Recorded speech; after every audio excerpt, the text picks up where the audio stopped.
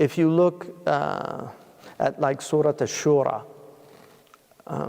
there's a verse in Surah Ash-Shura. It's one of the most important verses in Creed, right? It's the verse everybody learns, right?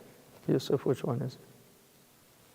فاطر السماوات والأرض جعل لكم من أنفسكم أزواجا ومن الأنعام أزواجا يذرأكم فيه. Yusuf. ليس كمثله شيء وهو السميع البصير. So if you look at that verse, that's one verse, right? If you look at the beginning of it, فاطر السماوات والأرض. What's فاطر?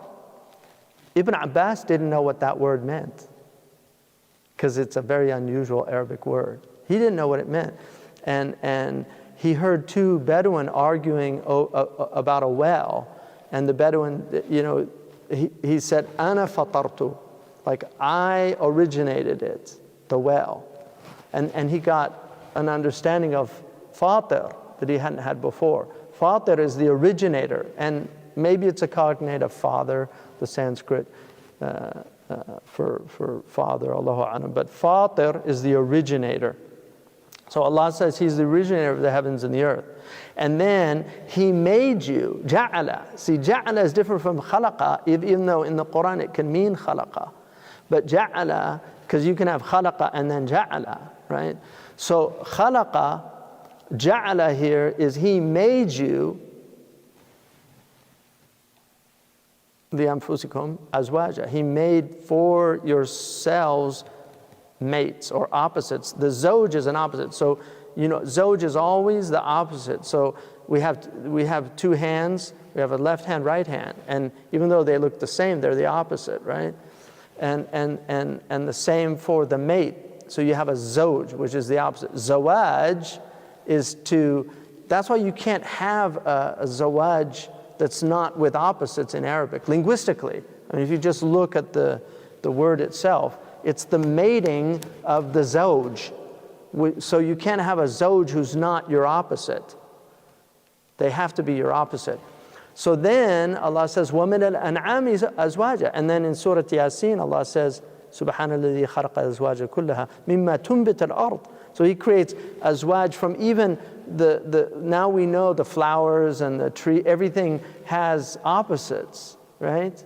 And so He, وَمِنْ أَنفُسِهِمْ وَمِمَّا لَا يَعْلَمُونَ, from their own souls and from what they're not even aware of. Like we didn't know in the atomic world there's opposites as well. Everything is opposites, sama wal ard. And the Quran is filled with dyadic opposite. I mean, there's so many in the samawati wal ard, right? Jannah wa nar, dunya wa akhirah, right? Hayat al-ula wa hayat al-akhirah. I mean, there's so many in the Quran because the Quran is a book of binaries. So once Allah establishes everything is in binaries, then He says, laysa kamithlihi shay.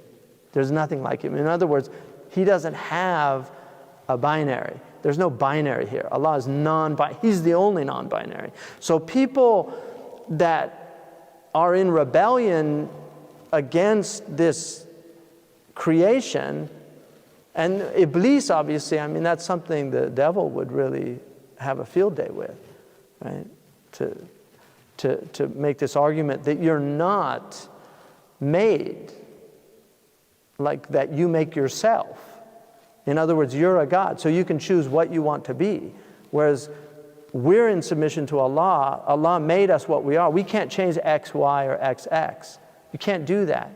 I mean, you can take hormones and change the physical makeup of your body, but you're still, the essence is the essence. Now look, laysa kamithlihi shay. So Allah says there's no mithal like Him, and the ka there is for it's a ziyada. So it doesn't mean there's not a likeness of His likeness, right? It's laysa kamithlihi, laysa mithluhu shay.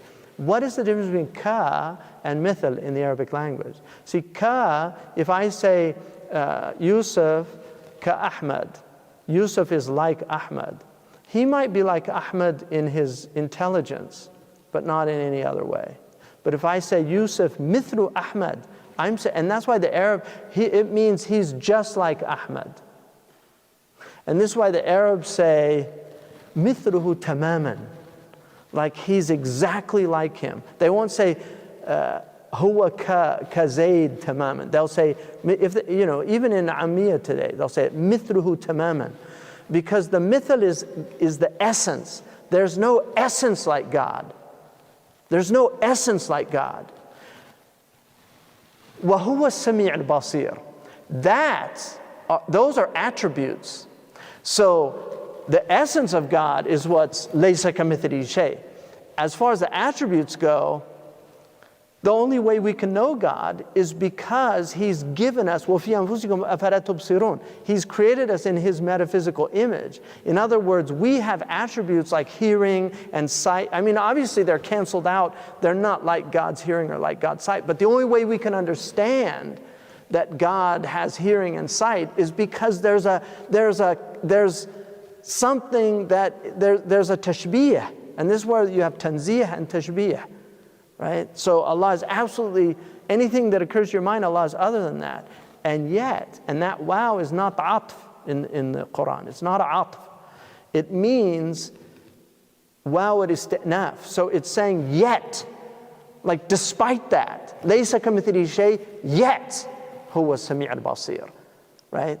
Like you can understand that because you are sami' and you are basir and you are mutakallim and you are hayy. Right? You are mawjood. So you can understand those attributes because وَفِي أَنفُسِكُمْ أَفَلَا تُبْصِرُونَ. In your own selves, don't you see? So لَيْسَ كَمِثْلِهِ شَيْءٍ كُلُّ مَا خَطَرَ بِبَالِكَ اللَّهُ خِلَافُ ذَلِكَ. Everything that occurs to your mind, Allah is other than that. And that's absolutely true. And any attribute, any number over infinity in mathematics is 0, right? If you have an equation, you have 8 over a sideways 8, which represents infinity. If you have 8 over infinity, there's no 8. There's nothing. So our hearing is canceled out with Allah, because Allah is all hearing, right? Without organ, He doesn't need udhun. He has no jariha. And yet, how do we understand it except through that attribute? So the essence of Allah is unknowable. We can never know Allah's essence. But His attributes are known through His creation.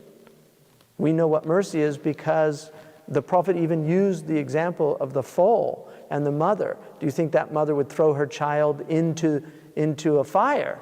And then he said Allah's mercy is greater than hers. So he was showing, here's mercy in the world. Now you can't imagine God's mercy, but here's a glimpse